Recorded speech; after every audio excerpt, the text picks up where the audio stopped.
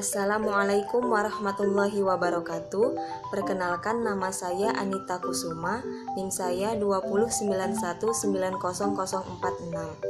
Saya dari lokal 4B, Program Studi Pendidikan Islam Anak Usia Dini, Fakultas Tarbiyah dan Keguruan, Universitas Islam Negeri Sultan Toha Saifuddin Jambi. Baiklah, tujuan saya membuat video ini yaitu untuk memenuhi tugas ujian akhir semester mata kuliah Pengembangan Kurikulum Anak Usia Dini, dosen pengampu Bapak Husin MPDI. Baiklah, di video kali ini saya akan menjelaskan tentang model-model pengembangan kurikulum PAUD. Pengertian model pengembangan kurikulum. Menurut God dan Travers, model adalah abstraksi dunia nyata atau representasi peristiwa kompleks atau sistem dalam bentuk naratif, matematis, grafis, serta lambang-lambang lainnya. Model bukanlah realitas, akan tetapi merupakan representasi realitas yang dikembangkan dari keadaan. Dengan demikian, model pada dasarnya berkaitan dengan rancangan yang dapat digunakan untuk menerjemahkan sesuatu sarana untuk mempermudah berkomunikasi atau sebagai petunjuk yang bersifat perspektif untuk mengambil keputusan atau sebagai petunjuk perencanaan untuk kegiatan pengelolaan. Kurikulum PAUD merupakan sebuah acuan bagi guru untuk mengembangkan aspek-aspek perkembangan anak sesuai kurikulum pendidikan anak usia dini.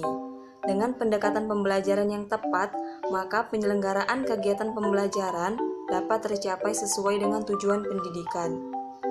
Model pengembangan kurikulum adalah model yang digunakan untuk mengembangkan suatu kurikulum, di mana pengembangan kurikulum dibutuhkan untuk memperbaiki atau menyempurnakan kurikulum yang dibuat untuk dikembangkan sendiri, baik dari pemerintah pusat, pemerintah daerah, atau sekolah. Macam-macam model pengembangan kurikulum. Ada beberapa model kurikulum PAUD yang dapat dikembangkan dan diimplementasikan pada lembaga PAUD.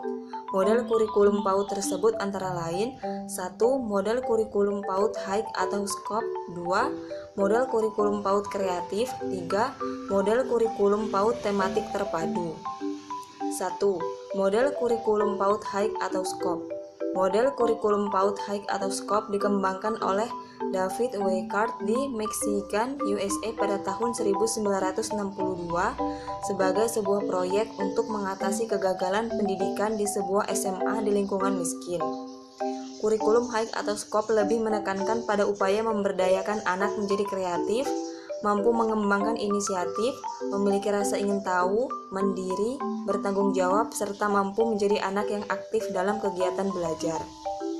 Kurikulum High atau Scope diarahkan agar pembelajaran dapat dilaksanakan secara aktif dengan melakukan 5 kegiatan berikut ini, yaitu: A. Pendidik PAUD membuat perencanaan terkait dengan apa yang hendak dilakukan oleh anak. B. Kegiatan yang dilakukan oleh anak harus dapat menjadi pengalaman bagi anak. Dengan pengalaman itu, anak dapat memiliki suatu keterampilan. C.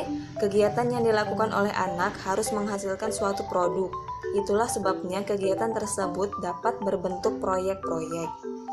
D. Menyediakan waktu kepada anak untuk membersihkan tempat bermain serta merapikan mainannya.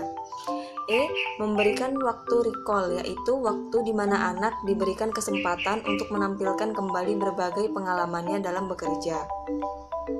2. Model kurikulum PAUD Kreatif. Tujuan dari kurikulum PAUD Kreatif adalah untuk membantu anak menjadi peserta didik yang antusias, mendorong mereka menjadi penjelajah aktif, kreatif, tidak takut untuk mencoba ide-ide mereka. Tujuan akhirnya adalah membantu anak menjadi pribadi yang mandiri dan percaya diri. Aspek yang dikembangkan dalam kurikulum kreatif antara lain sosial emosional, kognitif, dan fisik. Agar tujuan tersebut tercapai, maka para pendidik harus mampu mengarahkan anak agar mampu: A. Belajar dengan caranya sendiri dan dengan kecepatan masing-masing. B. Belajar dan mengulangi suatu pekerjaan yang telah ditunjukkan oleh orang lain. C. Bereksperimen untuk mencari tahu bagaimana sesuatu itu terjadi. 3. Model kurikulum PAUD Tematik Terpadu. Model kurikulum PAUD Tematik Terpadu ini memfokuskan penyelenggaraan kegiatan belajar bagi anak berdasarkan tema-tema atau pokok pikiran tertentu, yang di dalamnya terdapat berbagai materi yang dapat digunakan untuk mengoptimalkan kemampuan fisik motorik, perkembangan agama dan moral, kognitif, bahasa, serta sosial dan emosi. Berbagai tema tersebut ditentukan berdasarkan tumbuh kembang anak serta keadaan lingkungan di sekitar anak. Contoh tema yang telah ditentukan seperti binatang, profesi, tumbuhan, manusia, dan lainnya. Model kurikulum PAUD tematik terpadu ini dapat membuat anak terlibat dalam semua area bermain yang disediakan oleh pendidik PAUD.